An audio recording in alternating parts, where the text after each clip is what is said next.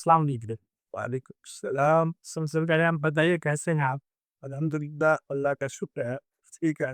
सबसे पहले अपना थोड़ा-सा परिचय दीजिए और बताइए कि आपका सरपंच बनने का सफ़र कैसा था? इसकी मेरा नाम मोहम्मद मुस्लिम है। मेरा धर्म है सलरा और संपता ही वाला वंदल बाहुबली में मुस्लिम। मैं अपने पढ़ने की ज़िंदगी में ही मेरी आकांक्षा था कि मैं समाज सेवा करूँ, लेकिन गरीबी होने के कारण मैं उसको अंजाम नहीं दे सका। नौकरी में चला गया तो शिक्षक की नौकरी मुझे करना पड़ा। शिक्षा के नौकरी में भी अच्छा हमारा मार्गदर्शन रहा। मेरे पढ़ाए-लिखाए बच्चों बहुत सारे अच्छे-अच्छे पद पर गए, कोई वकील, कोई डॉक्टर, बहुत सारे पद सफर के, कोई इंजीनियर बना। इसके बाद जो है सो हम तक सेवानिवृत्त हुए। तो मेरे दिल के अंदर तो अभिलाषा था ही कि मैं पंचायत में गाँव की जनता की सेवा करूँ। इसी गर्व से हमने सरपंच का चुनाव लड़े और जनता ने हमको सरपंच के पद पर आसीन किया। बहुत बड़ी सपना और सोच की बात है।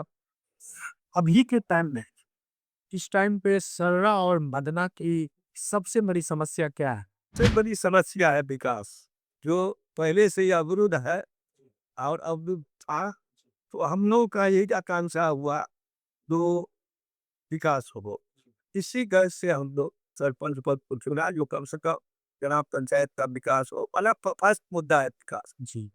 ओके, हमारा अगला क्वेश्चन है, सरपंच बनने के बाद सबसे पहले आप कौन-सा ऐसा महत्वपूर्ण काम था जो आपको लगा कि सबसे पहले ये चीज़ करना चाहिए, इसके बारे में सोचना चाहिए? निष्पक्ष न्याय, माना ग्राम कचहरी का माना जो है, सबसे पहला हमारा मनसा था कि ग्राम कचहरी को स्थापना कर और जैसो निष्पक्ष न्याय पब्लिक को मिले, ग्रामीण को मिले, जनता को मिले, ताकि आपसी सबों में हमें सौहार्द बता समाए। हमारा अगला क्वेश्चन जो है, अपने पूरे कार्यकाल की सबसे बड़ी उपलब्धि किसे मानते हैं?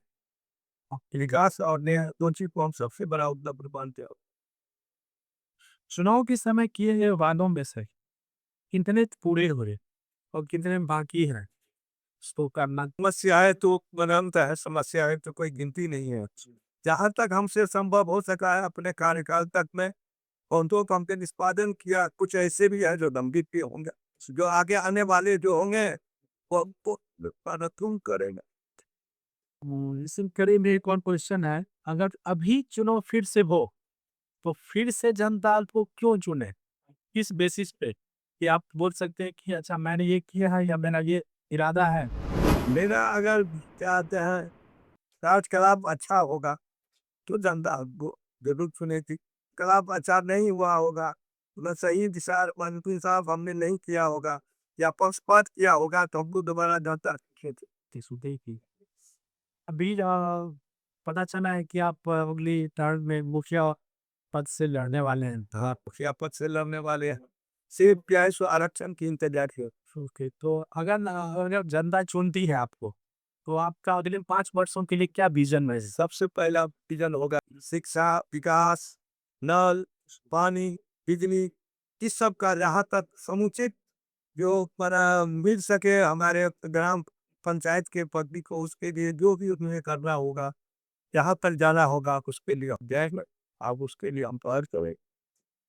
ओके, इसी कड़ी में एक और सवाल, चूँकि आप अभी सरपंच के पद पर हैं भी, तो सरपंच एक्चुअली सबको भी पता नहीं है कि सरपंच का काम है क्या? तो थोड़ा सरल भाषा में बता दीजिए कि अच्छा सरपंच का ये काम है। सरपंच का काम है मेन न्याय, जी। निष्पक्ष न्याय। जो आदमी आदमी के जो दो पक्षों के बीच में विवाद हो, मारपीट हो, झगड़ा हो, गाली गलौज हो, तो उसको निष्पक्ष न्याय करके दोनों को सही निष्पादन कर दे, ताकि वो ना थाना जाए ना ग्राम कचहरी पे। ये न्यायालय का मुखिया और सरपंच में क्या फ़र्क है? दोनों के कामों में? मुखिया का काम है विकास और सरपंच का काम है न्याय। पंचायत में किन मामलों का फैसला सरपंच कर सकता है और किन मामलों का नहीं कर सकता है? छोटी छोटी मामला जो है आपसी विवाद, छोटी छोटी झगड़ा या छोटी बड़े आपसी जमीनी विवाद, इस सब का मामला जो है ग्राम कचहरी कर सकता है। और अन्यत्र जो बड़ी मामलात है जैसे 302, 307 बहुत सारे और ऐसे मामलात सब है जिसका ग्राम कचहरी को माना आदेश या पावत नहीं है न्याय करने का, वह ग्राम मैनेजर ग्राम ये कोर्ट न्यायालय ही करे। इसमें एक और है कि अगर गाँव में किसी 2 परिवार में अगर लड़ाई झगड़ा हो जाता है, तो सबसे पहले उसको क्या करना चाहिए? थाना जाना चाहिए या फिर क्या करना चाहिए? उसको सबसे पहले ग्राम कचहरी आना चाहिए, सरपंच के आना चाहिए, आवेदन करे। आवेदन करने के बाद सरपंच दोनों पक्ष को नोटिस करेगा, उसका समय निर्धारण होगा। उसमें हमारे जो ग्राम कचहरी के न्याय मित्र है, सचिव है, सबके सब रहेंगे एवं हमारे पंच का जो फोरम है ग्राम कचहरी के वो लोग रहेंगे, उसमें उसका न्याय होगा और निष्पक्ष न्याय होगा। और निष्पक्ष न्याय के बाद अगर उसको संतुष्टि नहीं हो तो वो आगे अपना न्याय ले जा सकता है। अच्छा, किन मामलों में ग्राम कचहरी में ही जाना चाहिए और किन मामलों में डायरेक्ट थाना जाना चाहिए? या न्याय बात अगर ज्यादा घायल अगर हो जाए मारपीट में तो उसको ग्राम कचहरी में न्याय उसको संभव ग्राम कचहरी को देना संभव नहीं है, बताना दिया। अगर किसी व्यक्ति को पंचायत के फैसलों से सहमति नहीं हो, तो फिर उसको आगे अगला कदम क्या उठाना चाहिए? वो अध्यक्ष हो, उसके लिए व्यवहार न्यायालय जा। पंचायत में न्याय करते समय आप कैसे सुनिश्चित करेंगे कि दोनों पक्षों के साथ निष्पक्ष फैसला हो? आपसी गवाह हो, गवाही गुजरने के बाद दोनों पक्ष का जो निष्पादन होगा वो सही है। गाँव में सड़क, नाली, बिजली और पानी की व्यवस्था को लेकर आपने क्या-क्या कार्रवाई की है या बात किया है? वो हमारे स्तर की नहीं है, वो ग्राम पंचायत के स्तर की है, जो मुखिया का अंदर की चीज है, वो उसके लिए मुखिया सच। अगर किसी व्यक्ति को सरकारी योजनाओं का लाभ नहीं मिल रहा है या पता नहीं चलता, तो उसको क्या करना चाहिए? कहाँ जाना चाहिए? उसके लिए है, अगर उसको लाभ नहीं मिल रहा है तो वह जैसो जिला में जाए, तो एसडीओ के यहाँ जाए, प्रखंड विकास पदाधिकारी के यहाँ जाए और वहाँ जाके अपना आवेदन करे। तो या तो अब इसके बाद वहाँ से करके उसको मिल जाएगी। युवाओं के रोजगार और कौशल विकास योजना से रिलेटेड जो चीज है, वो पंचायत में कैसे पता कर लोग का क्या क्या उपलब्ध होता है, वो मैसेज आते या ग्राम पंचायत में बहुत सारा चीज उपलब्ध है और उसके लिए उसको ग्राम पंचायत के मुखिया से ही जाता था। महिलाओं की सुरक्षा, शिक्षा, सशक्तिकरण के लिए पंचायत क्या कर रही है? पंचायत के अंदर तो उसका कोई खास ये ये नहीं है, माने मुकाम नहीं है पंचायत के अंदर। वह तो काम है थाना का, जिला का, अनुमंडल का। पंचायत में तो कोई खास उसका ऐसा कोई काम नहीं। पंचायत में भ्रष्टाचार या पक्षपात के आरोप भी लगते हैं, तो ऐसे आरोपों का जवाब कैसे देते हैं? ये तो आम बात है, अच्छाई करने वाले को हमेशा लोग नजर की दृष्टि से देखते हैं और बुरे करने वाले को लोग हमेशा अच्छी दृष्टि से देखते हैं। तो उसका आरोपण लगता है और लगता ही गए। पंचायत में भ्रष्टाचार अगर होता है, तो उसको मतलब जानकारी अगर मिलती है, तो कहाँ लोग जा सकते हैं उससे आगे? उसके लिए है उच्च माने जैसे उच्च वर्गीय कर्मचारियों का जो है उसका सरकार में व्यवस्था करती है, वहाँ जाके वो अपना जो है सो आवेदन करे और उसके बाद वहाँ से निष्पादन हो। आपके कार्यकाल में ऐसा कौन सा फैसला था जो सबसे कठिन रहा?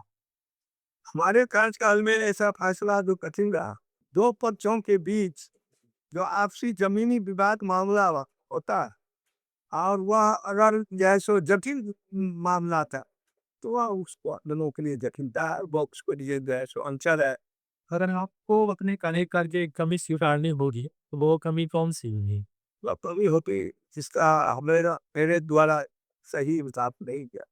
अगर दोबारा जनता आपको मौका दे, तो सबसे पहले वो कौन सी 3 काम होंगे जिसे आप कहेंगे कि ये मेरा सबसे प्रायोरिटी वाला काम है? सबसे पहले मेरा यही होगा जो आता है जो विकास अवरुद्ध है उसको बना सही दिशा में कर। पंचायत की जनता के लिए आपका कौन सा संदेश हो? क्या संदेश लोगे? संदेश हमारा यही है कि जब भी हमारे यहाँ का जनता कोई भी प्रतिनिधि चुने, चाहे वो मुखिया हो या सरपंच हो या समिति हो या जो भी पंचायत जिला परिषद हो, तो वो ईमानदार छवि का हो, पढ़ा लिखा हो और कर्मठ हो, समाज सेवी हो, तो समाज का सही समय पर और गरीबों का दुख दर्द समझ सके, वैसे आदमी को इन लोग के चाहिए नहीं सो के आत्मा। आपका बहुत-बहुत शुक्रिया हमारे शो में आने के लिए। मिलते हैं तुम्हें इस एपिसोड में नए गेस्ट के साथ, तब तक के लिए शुक्रिया। जय हिंद।